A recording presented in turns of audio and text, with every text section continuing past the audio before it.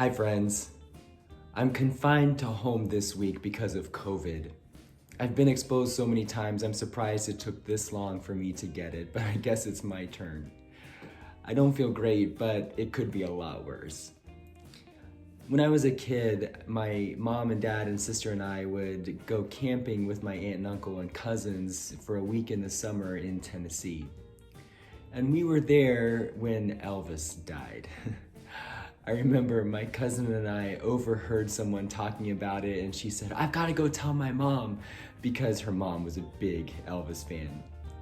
Now, I'll have to be honest, I didn't really know who Elvis was at the time. My mom was more of a Beatles fan. But following Elvis's death, there were a number of young men who told about how they had idolized Elvis and tried to imitate him. One of these was a man named Dennis Wise, and he had actually had his face surgically altered and his hair contoured so that he would look like Elvis. He had learned to play the guitar and even made some money as an Elvis impersonator. When he was interviewed by a newspaper about his passion to be like Elvis, this is what he said. "Yes, sir. Presley has been an idol of mine ever since I was 5 years old. I have every record he ever made, twice over. I have pictures in the thousands. I have books, magazines, pillows. I even have a couple of books in German and Japanese about him. I even have tree leaves from the front of his house. It was embarrassing to me when I was in school, for the kids were always teasing me. When Elvis was wearing white boots, I went out and bought white boots. The kids called them fruit boots. Teachers would always send me to the office because my two top buttons were unbuttoned. I'd button them, and then when no one was looking, I'd unbutton them again. But I never got to meet Elvis Presley. I saw him on stage 4 times. Once I tried to run up to the stage, and once I stood on the wall at Graceland to try to see him. For 12 hours I stood there trying to get a glimpse of him, but he had so many people around him that I could never get close to him.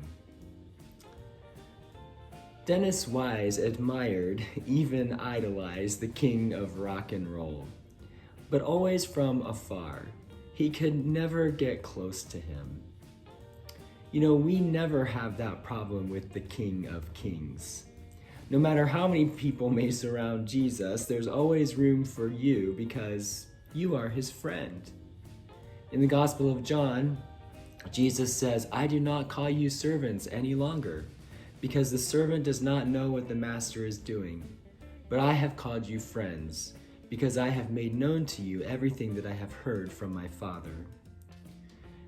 Now, it was already an honor to serve God. Moses, Joshua, David, some of the greatest men in history were servants of God. But Jesus says, "I have something greater for you yet. You are no longer servants, you are friends."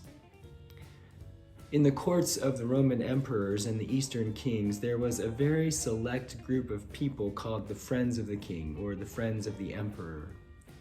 Now, this select group of people, they had access to the king at all times. They could even go into his bedchamber early in the morning and speak with him before he talked to his generals or rulers or statesmen. The friends of the king were those who had the closest and most intimate personal connection with him. Jesus calls us friends of the king and offers access to him at all times.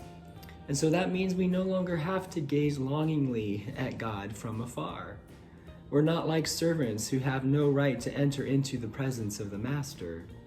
We're not like a crowd who glimpses the king in passing. We are friends, closely and personally connected with the King of Kings. Jesus calls you friend.